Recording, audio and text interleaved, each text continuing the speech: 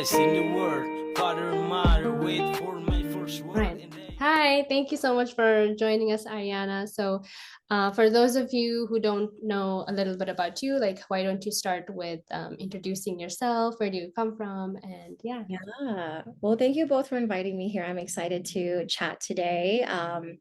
And my name is Arianna De La Rosa. I use she, her pronouns, and I am a holistic career and empowerment coach for first generation BIPOC and professionals. And I know that's a lengthy title, but what I essentially do is I empower my community. So those who are the first in their family to graduate from college and even the first to get a job, to understand what it takes to empower yourself in a system that was not built for us to thrive. I think having a career is one of the most privileged occupations we can have in this day and age. And I want to make sure that when we have the opportunity to be in the career that we want, we don't lose sight of who we are. We don't lose sight of our identity, and we make choices based on our empowered selves. So I don't want people to lose their identity just for the sake of having a job. So in my role, I love to empower my people to not only get a job, but really see a career that's fulfilling for them, and lead your career in a way that works for you. Hmm. I have a question. So, Yeah.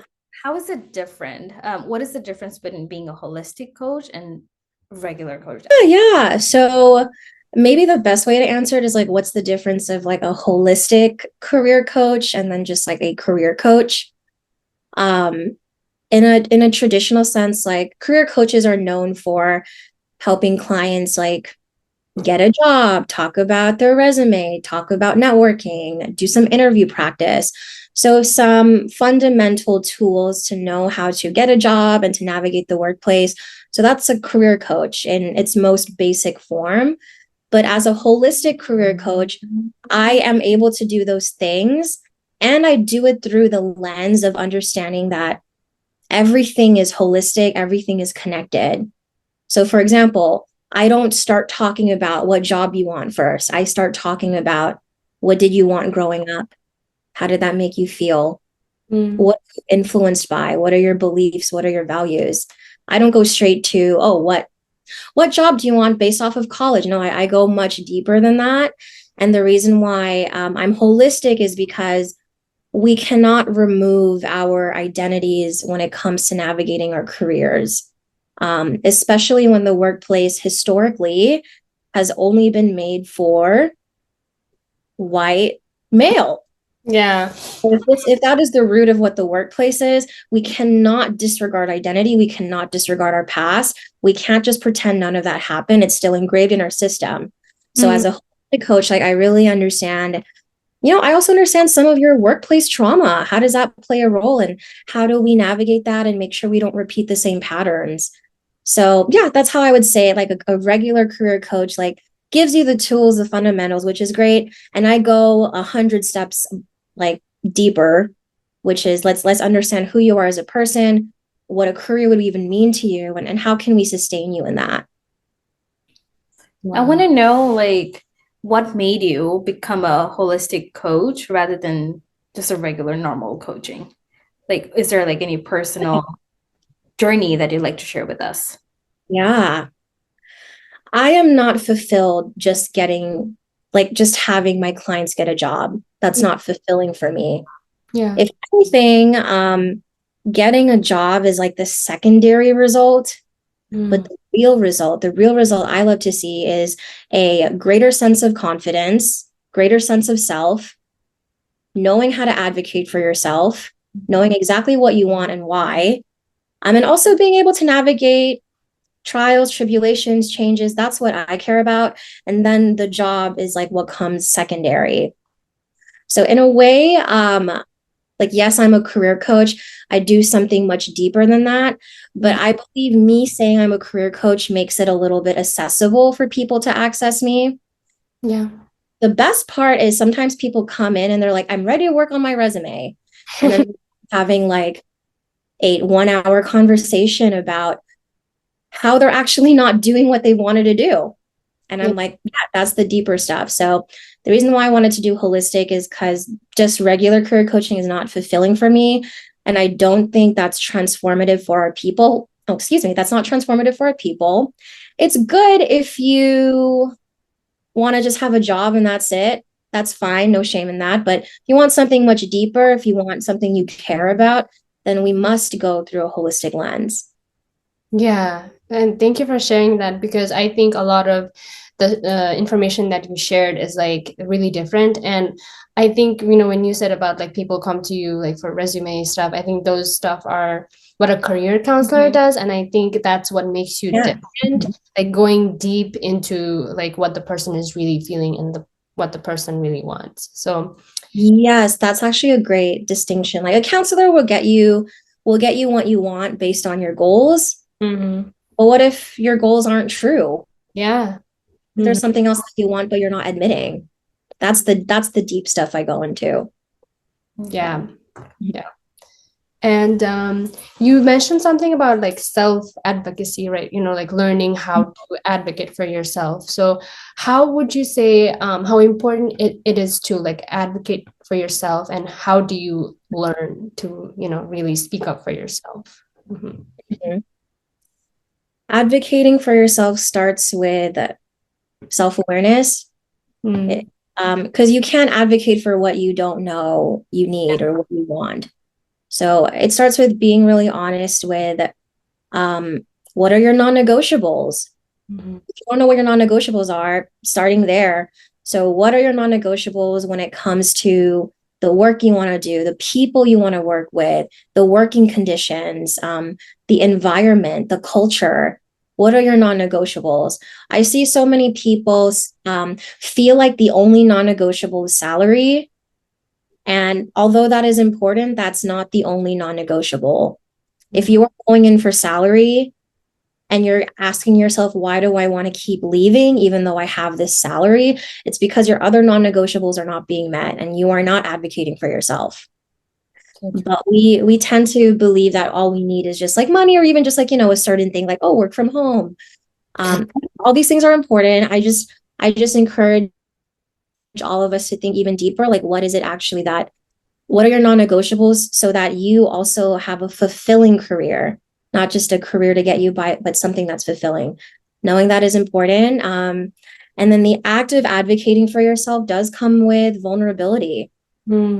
That's something that's hard for our community to access, because we're already in a vulnerable place anyways when we enter spaces that doesn't feel familiar. So it's inviting even more vulnerability. And I know we will not choose that because it's safe. It's safe to just, put your head down. It's safe to just stick with the status quo. It's safe to do that. And if you do that, that is also okay. Mm-hmm. Another thing I want to share about self-advocacy is that it's something that you do when you're ready. If you hear it and it's like, that sounds really nice, and you're wondering like, why can't I do it yet? And you probably just need more time. You need to sit with it more. But self-advocacy, it's going to take like, not only self-awareness, but also the vulnerability to ask for your needs. And I always recommend taking the baby steps, doing what feels accessible. For example, I just met with a client today who, like, she wants higher leadership to know about her skills and her abilities, but she's feeling a little shy, some social anxiety. And then she decided, okay, I don't have to talk to them yet, but maybe I can at least talk to my team. I don't have to go to higher leadership yet. I could talk to my team about my skills and my abilities. And I said, that's wonderful. You don't have to go like from A to Z. You can go do everything in between. So I hope that makes sense. If I were to summarize it, self-advocacy starts with self-awareness, and then it's the strength and courage to be vulnerable when you are ready.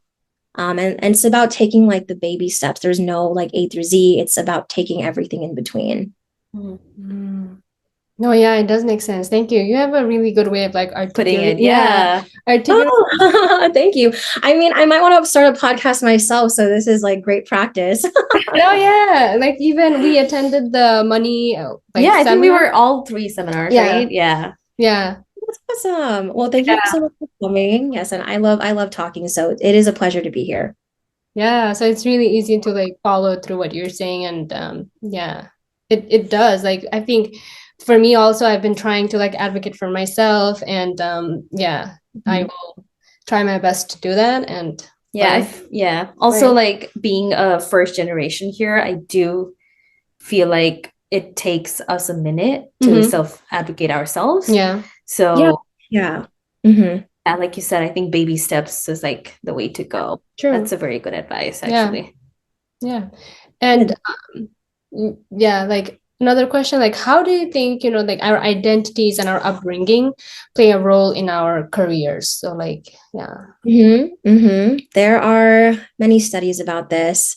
As you say that question, I'm like, oh, this is why I do what I do. I guess maybe I will give a common example out of the many examples in my head.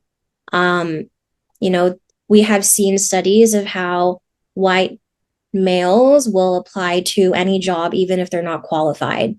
And that's because they have a belief that if they go for something, they're going to get it eventually.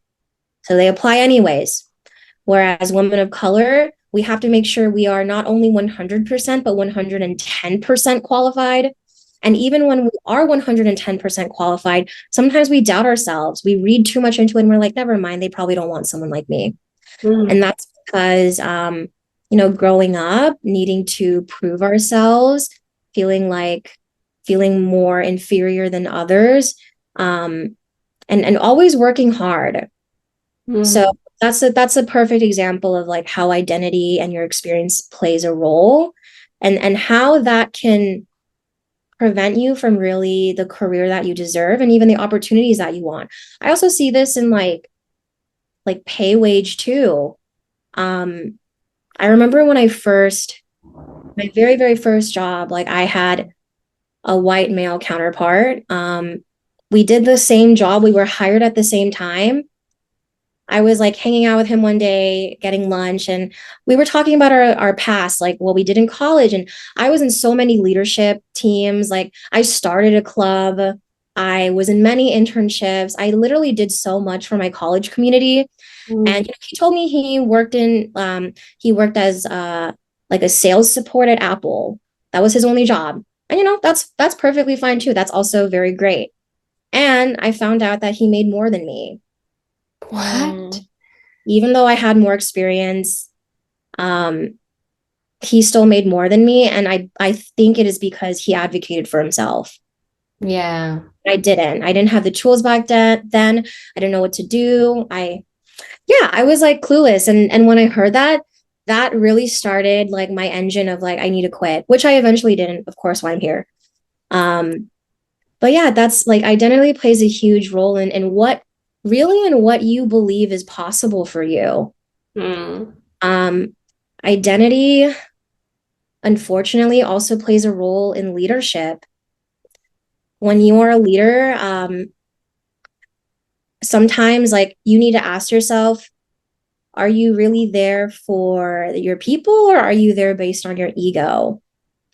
And what I mean by that is like, I'll give an example. Sometimes when a person of color or first gen becomes a leader, sometimes I will see them use the same tools and frameworks as their white counterparts. The moment you do that, that is when I feel like you've lost your identity. Yeah. When you could have used your identity to empathize with people, to really understand like why certain employees or certain groups may struggle. Like sometimes we just take the script of those who are in power and we continue it. And I call that internalized oppression. So sometimes, you know, even if there are people who are of your communities, I always like to question, like, how much are you actually taking identity into consideration and how you engage with your people? So yeah, identity plays a huge role in what you think you deserve and also how you engage with people, if I were to simplify it in those two ways. Wow. Yeah, that's yeah. I knew that things like this exist, but I didn't think it was going to be to this to this level. So it was kind of like an eye-opening what you said.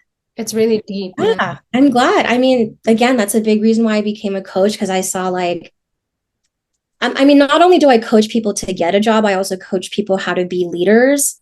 And when I coach people how to be leaders, I always want you to honor your identity. I want you to honor those who came before you, those who will come after.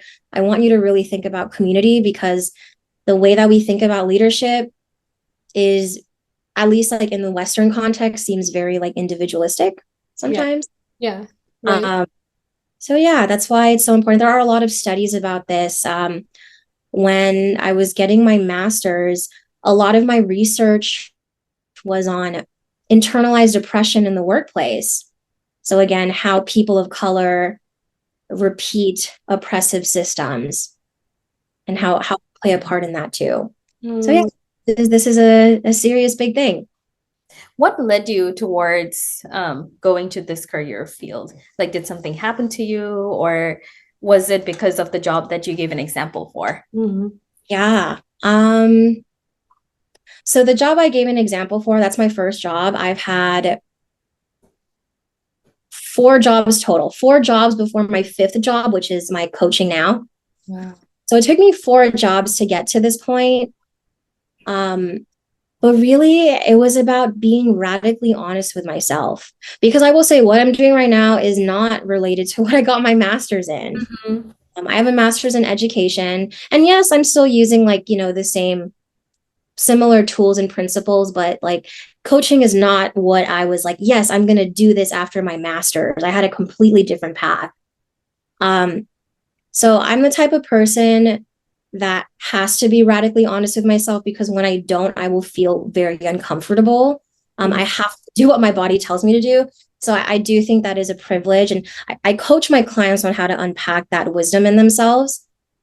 So through being radically honest, I realized I was making an impact I was trying to make an impact in a space that wasn't actually going to let me make my impact.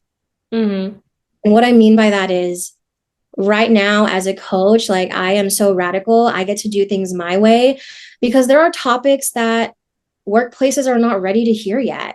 Yeah. But I'm ready to bring it up. I've been doing this, and that's why I do it now as a coach in my own business. But I felt like spaces were not ready for that. And I felt like I was denying myself the opportunity to really go into it. And I felt like the best choice was just to make a business of my own. The way that I started coaching was also by accident too. So it was the start of 2020, the pandemic. I saw that a lot of people were struggling. And prior to coaching, I have like a career in human resources, recruiting, diversity, and inclusion. So I know how to navigate the workplace. I know how to use those tools.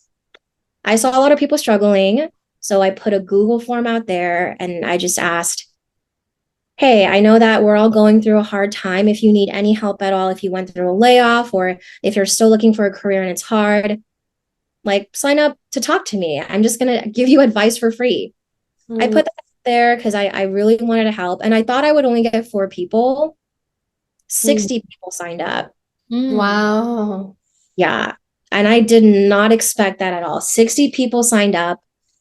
And I'm not going to reject 60 people. So it took me 2-ish months to go through all of them. I wanted to be really intentional with it. So every day for like 2.5 months, I would talk to someone different. I realized I loved it a lot. And I was like, what is this? And then I realized it was coaching. So I've been a coach all the time, even though I haven't given myself the official title. I just give myself the official title. So sometimes you are already who you want to be. You just have to give yourself the title. Wow. Yeah. And I think what I wanted to ask you, like during the time frame that you like coached or like gave free advice to those 60 people, how did you take care of yourself? Because I know it can be emotionally draining to be present for other people. Did you do it? Yeah, right? Self-care? So I knew this was meant for me because I was more energized than I was drained. Not to say that if you follow what you love, you will always be excited. Yes, there are going to be moments where you will be drained. But I just want to start off with that. It was not as draining as I thought it would be. and that's because I genuinely loved it and it excited me. Mm. But when I needed time to take care of myself, yeah, it's about giving yourself the permission to take those boundaries. I didn't go through every session. Like sometimes I would have to reschedule, and they would understand because I did this for free. So I was just honest with people with where I was. But taking care of myself, yeah, even right now, I always have to make time to take care of myself, because when you love what you do, you can get carried away. But something that grounds me is taking care of yourself is part of the work.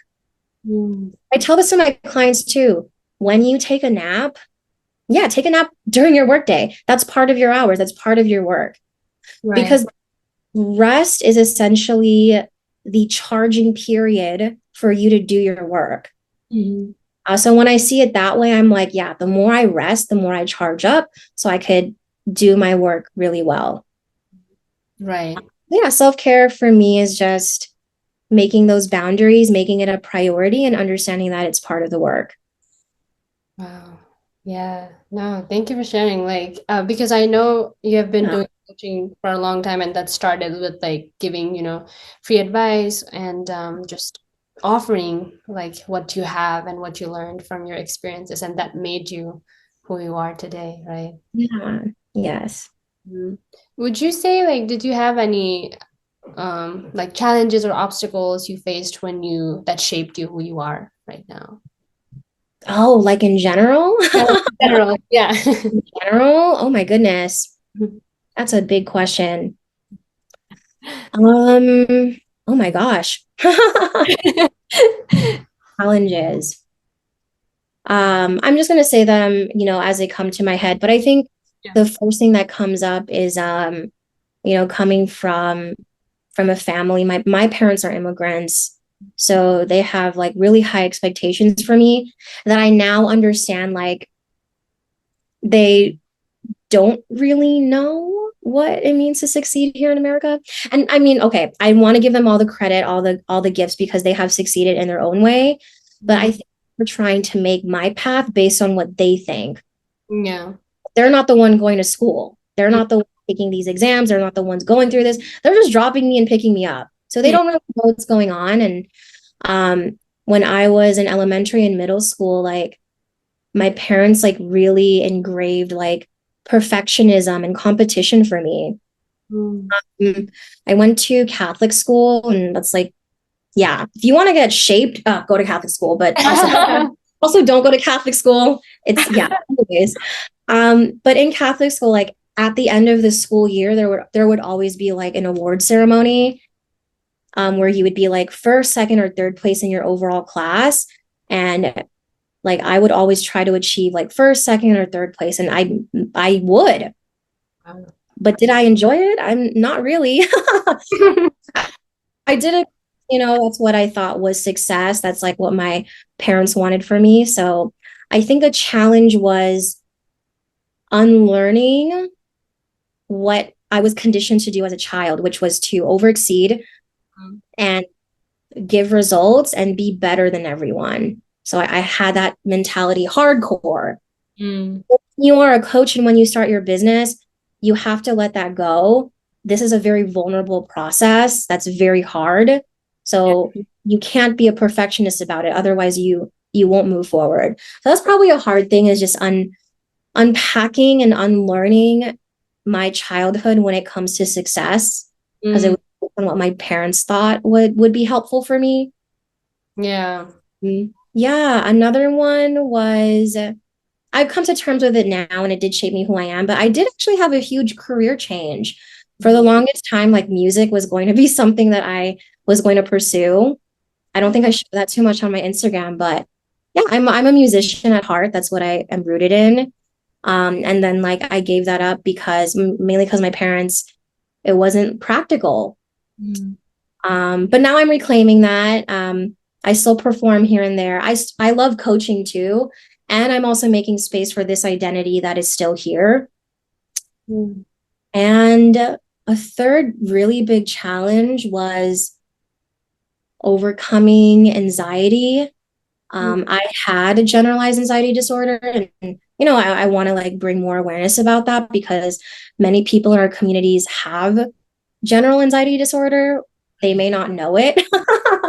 But if you have an uncontrollably excessive amount of anxiety that is rooted in trauma, and that I know for me, that trauma was rooted in, you know, how as a child, I literally had to win every single time. That's me. Yes. So yeah, I think overcoming anxiety, I'm so much more at peace with it now. I don't feel as anxious as I did before. And if I do, like I know how to navigate it. Those are some really big challenges. And yeah, thanks for asking. No, I think you should do like a, mini session on like tips. Yeah, definitely. Like I do have a question though. Like how we mentioned about identity and stuff like that. Especially for the first generation, I feel like they go through a lot of identity crisis because they came from somewhere, they're trying to learn something different, they're meeting people. So how do like one knows if they're in their actual correct identity? I don't know if that makes sense, but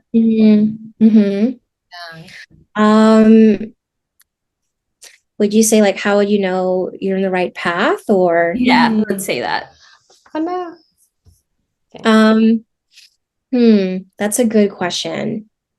So I'm going to talk in the lens of I'm not a first gen immigrant. I'm a second gen, but I am a first gen professional college graduate. So I have a similar lens in that way.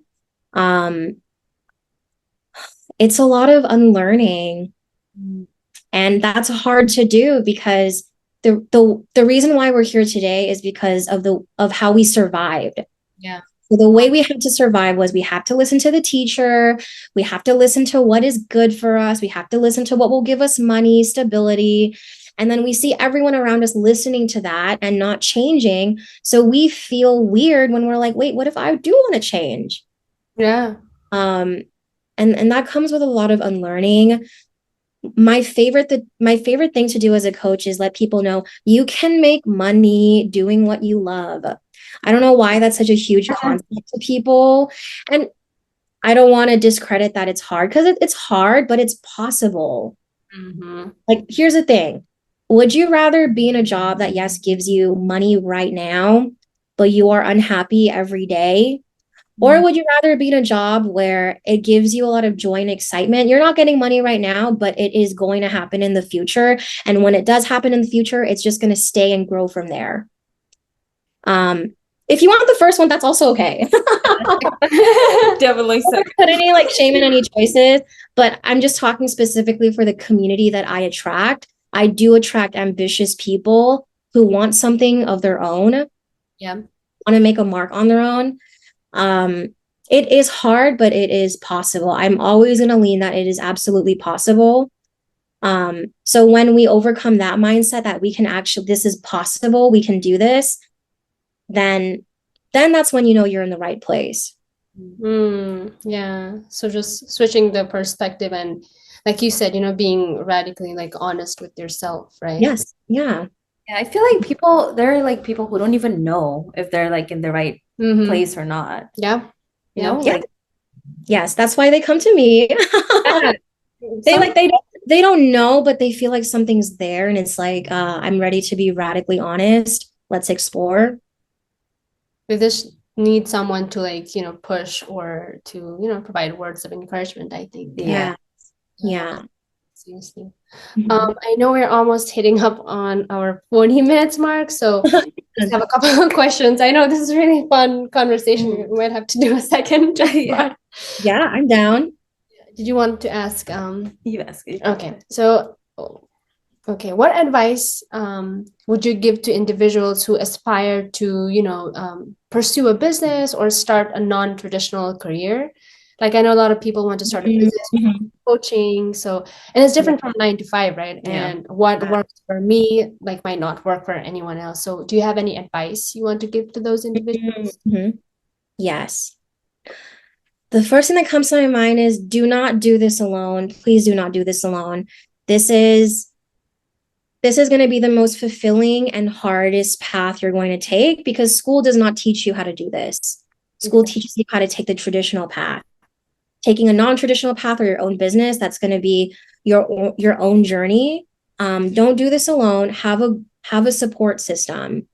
And a support system goes beyond like, friends and family. It can also be people who are doing the same thing. It can also be a coach, a therapist, someone to help you be a guide along the way. It can be like a trainer, like if you go to the gym and like you need to exercise so you can like keep yourself regulated. So you need to have people in your community to do this. Otherwise, it's going to be a really, really hard path. So that's my number one advice is like, don't be afraid to ask for help. If anything, help is what's going to excel you in ways you can't even imagine. Yeah. Ask for help all the time. I have like many guides, healers, friends, community members who are supporting me. And I'm doing this because they're lifting me up too. So don't do this by yourself. Another thing that I would say is it's okay if things change. It's okay if things change. It's okay if you do this and you either realize, actually, I'm not ready yet. Let me go back. Or even like, actually, maybe I want to do something like I want to have a different goal in my business. Don't shame yourself for wanting that change. If anything, the change is good because it shows that you need this clarity in order to move forward, because change is going to happen. Absolutely. Yeah. And then my last advice would be, when you start your business, this is going to be probably the biggest way you're going to meet your ego. Having a business is a very it's you versus your ego every single day. Right. Your ego is like your wounded self that wants to protect you. Your ego might say like, you should give up. Go back. No one's going to work with you. Yeah. I with my ego every single day. It is an everyday battle with your ego until you know how to talk to it. So when you start your own business, it's going to be a lot of ego work. But it's not about removing the ego, but rather knowing how to communicate with them and let them know everything will be okay. How do you do that? Like, how do you talk to your ego? Yeah. Like a tangible tool I like to do is like, I like to journal it out. So I will do like 2 columns. One column is just like, let my ego talk. Let's give her space. She like releases everything, all the fears, the worries, everything. Like, don't leave anything out. And then on the right column, like I channel my highest self. I channel the version of me that is already at the goal that I want. So I channel the version of me that's already a very successful coach. And then I make her talk to my ego. Wow. I'm going to do that. That's really good. No. You So probably have those days, right? Though, like when ego wins. Yeah. So when ego wins, like just let it win. Okay. So I like to see ego as like if you had a baby, sometimes when you talk to the baby will be okay. And sometimes it won't. Just let the baby cry it out even more until it's done.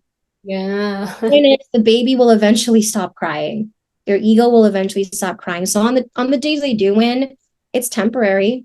And so it's okay to let it win, and it will eventually stop. Right. Yeah.